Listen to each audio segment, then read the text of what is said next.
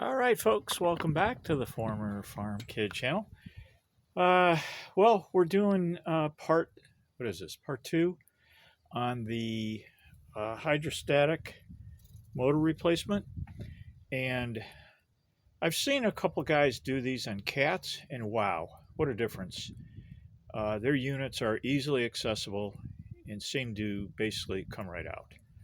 And not only that, their drive gear is sheathed on, but it is just held on with a bolt, which sure makes it easier to get chains off, those type of things.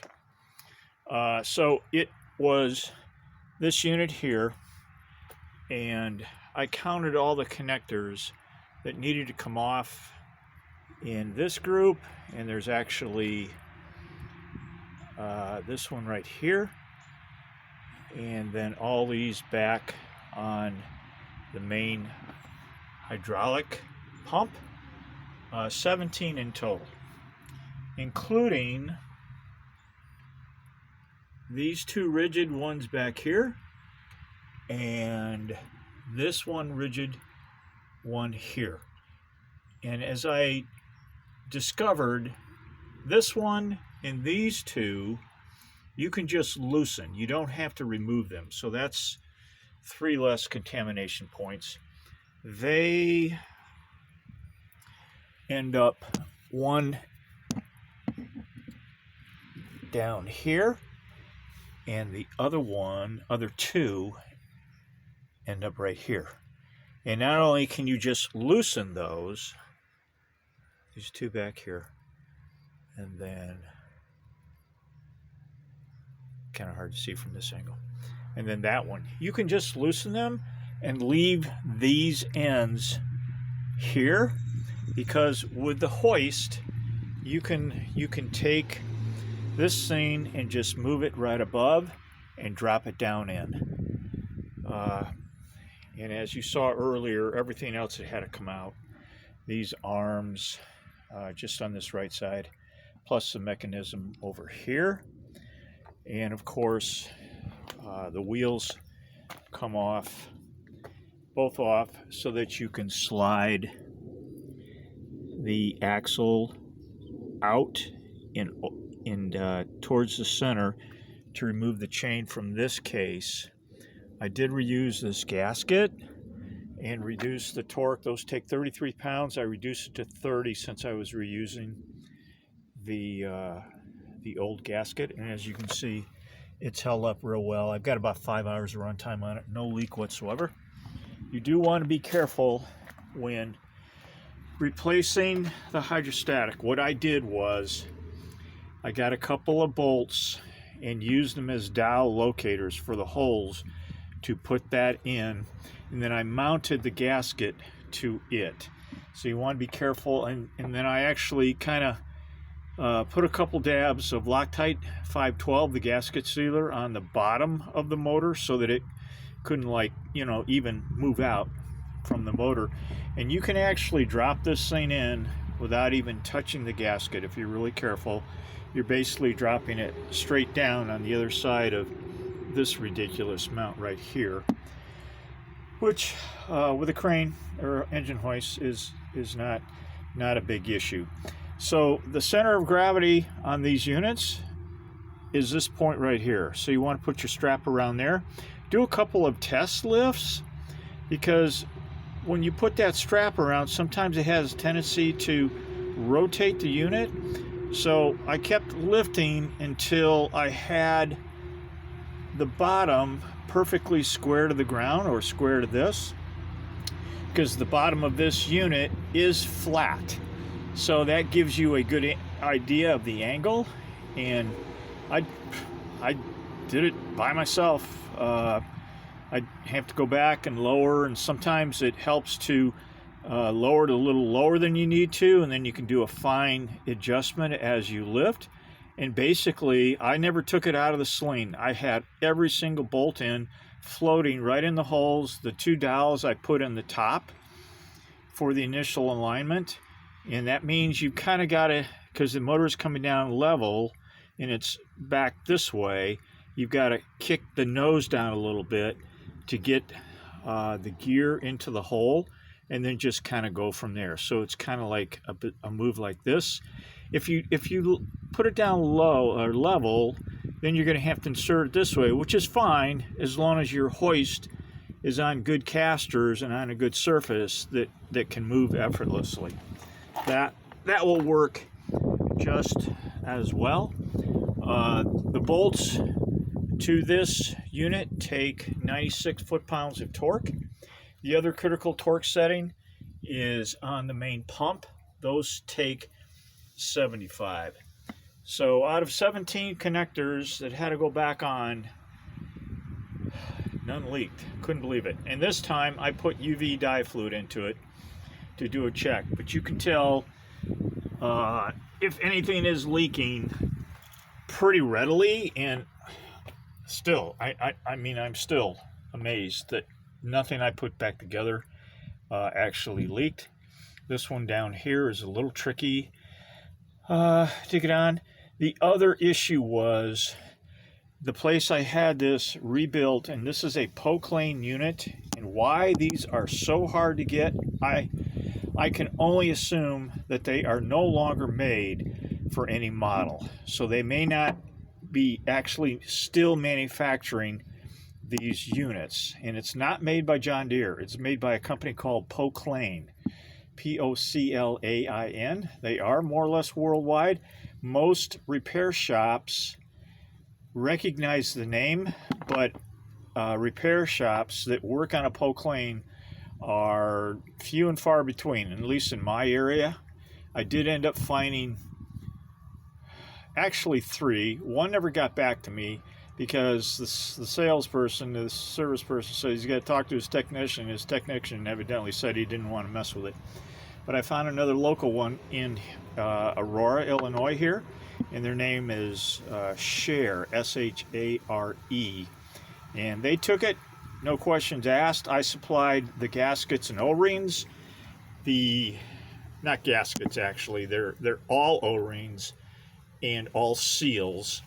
In some places, John Deere calls an O-ring a seal, depending on what it's doing. And believe it or not, those O-rings and seals cost about $1,050. And the charge for the rebuild from Share was $800, which I considered a bargain. And I told them as much as well. So they did a good job. It has not leaked. I asked them to keep these fittings in the same position if they could. Well, they couldn't. When they took it all apart, they pretty much had to take all these off.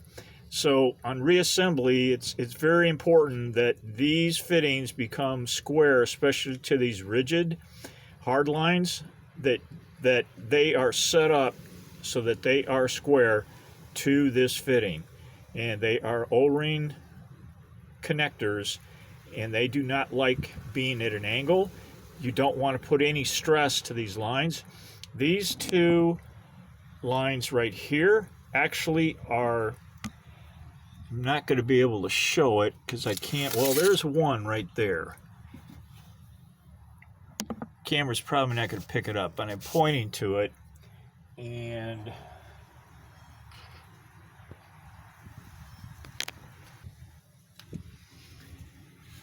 there is the clip, if you can see it in the light. There is one of the clips.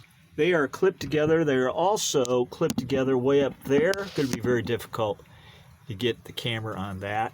2 clips on those.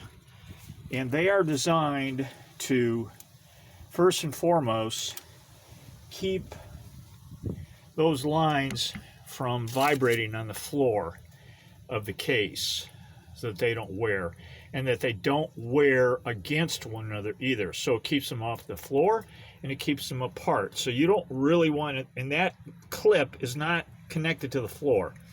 So that makes it even more important to leave those lines in place, that you don't disrupt that clip. And outside of that, I put the hydraulic pump back in myself as well. That was an easy go. It actually slid into the shaft a lot easier than I thought it was going to. And again, these two nuts take 75 psi. There is an O-ring inside of here. It is a tiny, fine little O-ring. You want to make sure you got that good and lubed before you slide that together. One other thing, the factory, and I think I might have mentioned this already, the factory on this unit here, there is a gasket between the unit and the case, and this is what it looks like. This is actually the top here, this is the bottom. And why is the bottom missing? Because there's a little remnants on here. They stuck it to the frame of the machine, not to the motor, but rather to the frame. It would be inside here. It would be this surface here with aviation adhesive. So I tell you what, I had a devil of a time getting that off. So much so that I think I probably put some scrape marks on the case. So on this lower portion, oh, and by the way, they only glued the bottom. And I think this is for assembly, so it's stuck to the case so the person putting the motor in doesn't have to worry about it. There's no other adhesive or any gasket sealant on the rest of this, and it really isn't needed. This is a pretty big, robust gasket, and the one I replaced probably wasn't as good as this one. But I did put a new one of those on, and unfortunately, what I didn't check was, did all the holes match up?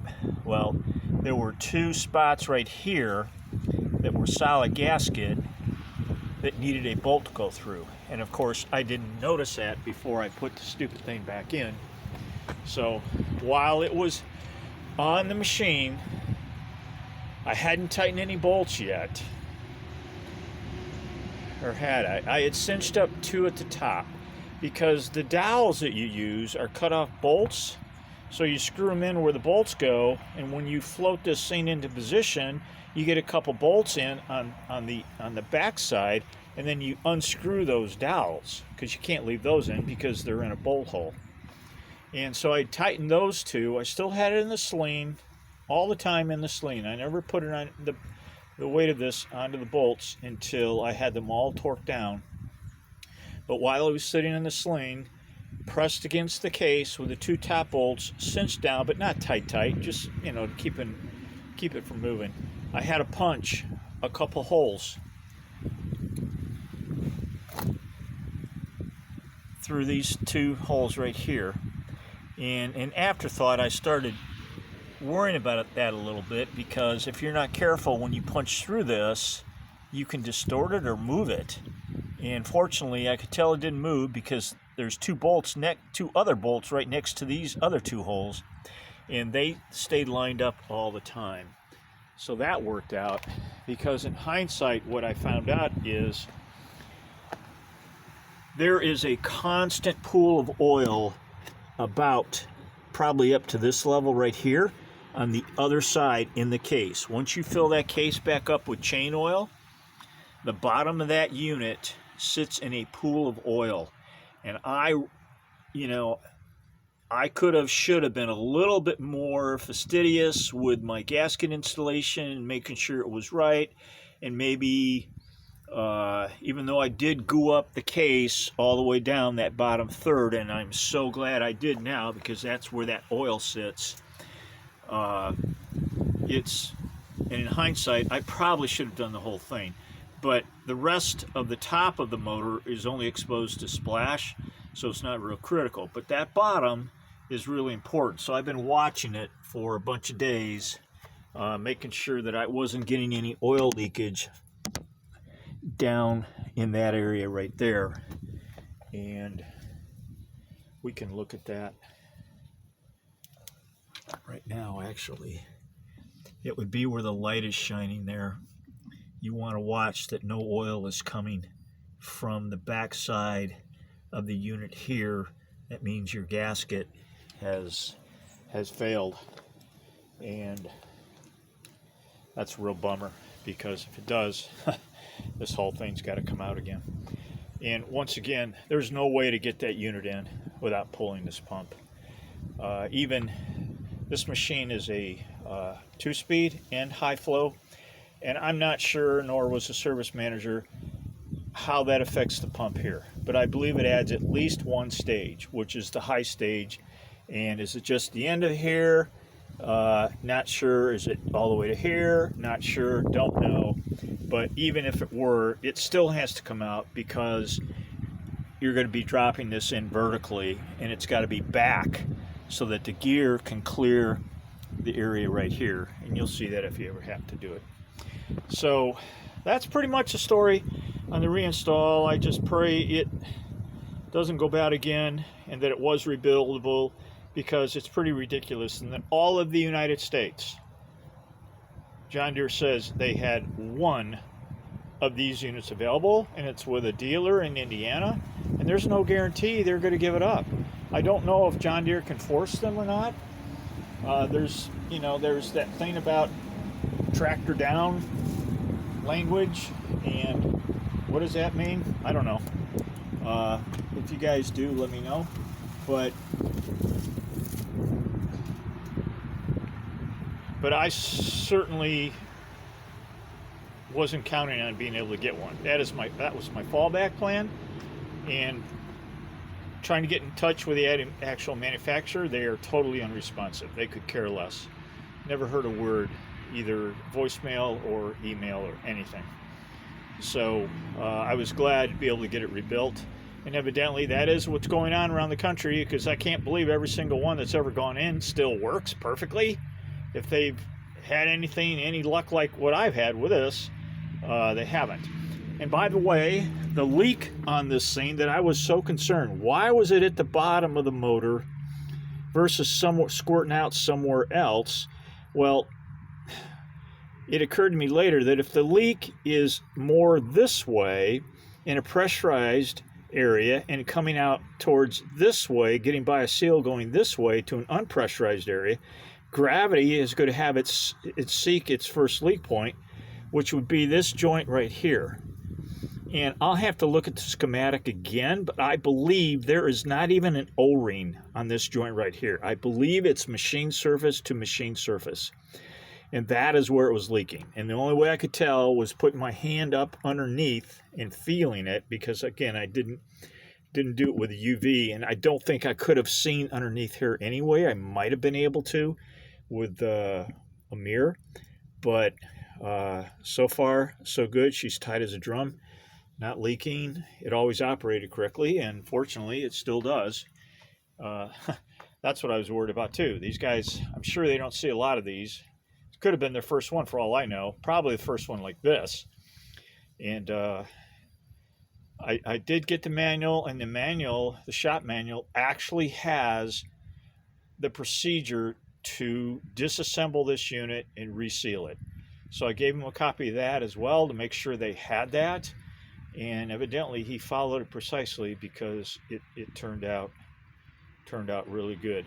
And just as a reminder, which is contrary to some of the things I'd said earlier in my previous videos, this is the brake, this end right here.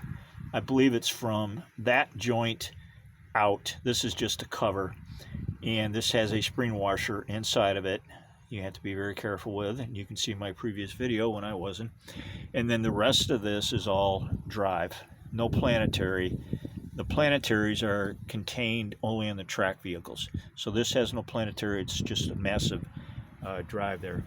And John Deere does have in the manual, I finally saw, where each one of these has names. One is forward, one is reverse, as you might expect. And I believe it's, well, I'm not going to say forward reverse, but it's these two big ones right here.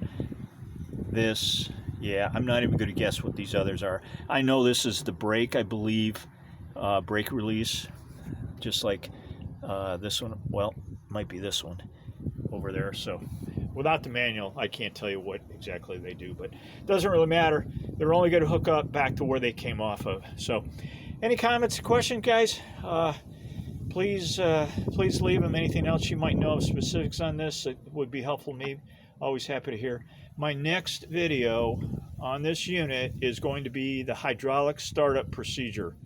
John Deere has a 2-page procedure that when you take this pump off and you remove oil out of these things, you have to reintroduce oil to them in a very specific manner, and it's all involved in the startup.